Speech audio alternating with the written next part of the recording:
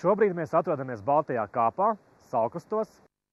Šajā gadā Saukrastu pilsētas tāda tēma ir noslēpums, un es aicinu atrast katram savu noslēpumu arī Saukrastos.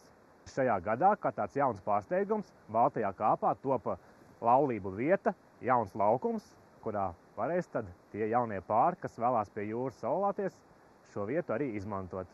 Šajā gadā Saukrastu ģeometriskajā centrā, pašā Saukrastas sirdī, ir tapis saules laukums.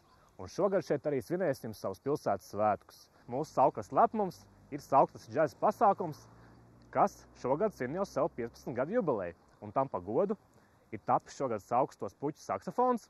Un no 16. līdz 21. jūlijam visi ir gaidīti šeit pilsētas centrā, gan uz dienas koncertiem Saules laukumā, gan Minhausenundā, kur notiks vakara koncerti. Aicinām Saukrastu viesus veselīgā, bet mierīgā atpūtā pa mūsu saulrietu taku no Īčupes līdz pat šeit Ķīšupes ietekai jūrā.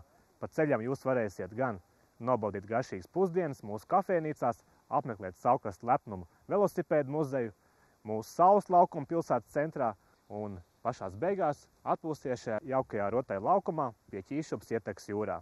Bet īpaši gaidīt būsiet mūsu pilsētas svētkos, kas notiks no 6. līdz 8. jūlijam, šeit pat Saukrastos, sestdienu pa dienu, jau 11.19 no Rīgas būs speciāls vilciens pilsētas svētkiem par godu ar Saukrastas mākslinieckiem kolektīviem. Pilsētas svētku laikā būs slēgta galvenā iela, būs amatnieku tirdziņi, bērnu koncerti, bet vakarā svētku gājiens uz Saukrastas estrādi.